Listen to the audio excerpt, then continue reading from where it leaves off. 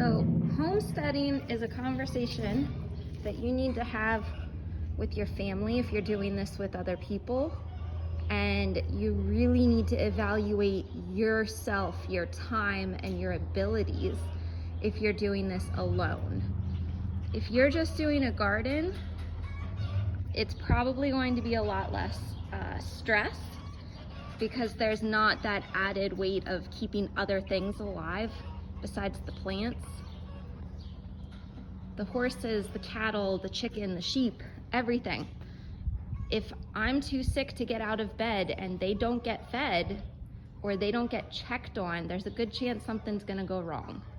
Because that's always when it happens, or in the middle of the night. Homesteading is not the pretty picture that you're gonna see all over Facebook and Instagram and everywhere else. Homesteading is dirty. Homesteading is muddy. It is blood, whether it be your blood, whether it be your child's blood or animal blood. It is guts. It is hard work when you're exhausted. It is rain, snow, sleet, or shine. No matter what, the animals need fed, the garden needs watered. You know, you have harvest out on the plants, you gotta get in, you gotta get it processed and put away. You can't leave meat sitting out, you have to get that taken care of. It is always something. What are your needs as a family? Are you a family of 2 that only need a pint of milk a day and you can get away with only having 1 goat?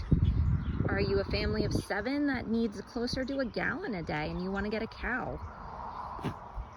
Don't jump into this and think that, oh, I'm gonna get 5 cows to milk and eat the babies, and I'm gonna have 3 goats. And get what you need first, especially if it's an animal that you're not familiar with.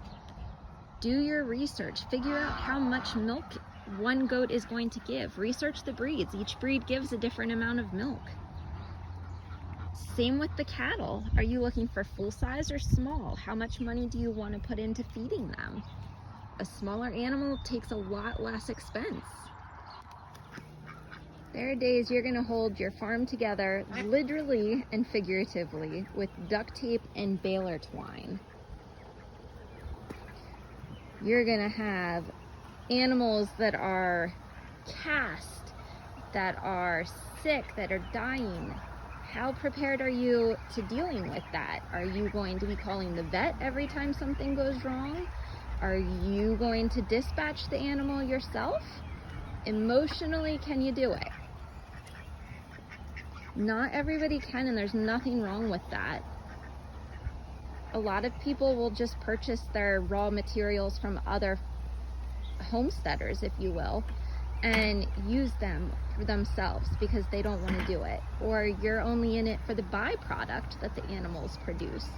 You want the eggs, you want the milk, you're going to make the cheese and focus more on the healthy cooking and living for your family.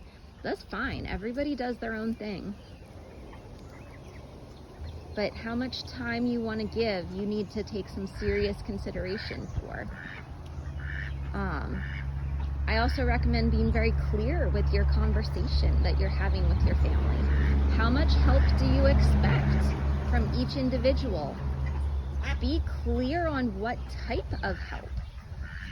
If you're a woman, is your job to cook the meals and take the stuff that your husband brings in from the field and homeschool the kids? Or are you the one that's out there doing the animals while he's going to work? And then your job now is to do the animals, the kids, and the house. When you ask your husband for help, be clear. Are you asking him to help with the laundry, to help provide money for the family? Are you asking him to give you time to help with the animals and the animal chores that need done every day? Do you want help with just projects? Is that all you expect? If you have young children, how much of your time are you going to give to the kids? If you have slightly older children, how much do you expect them to help and participate?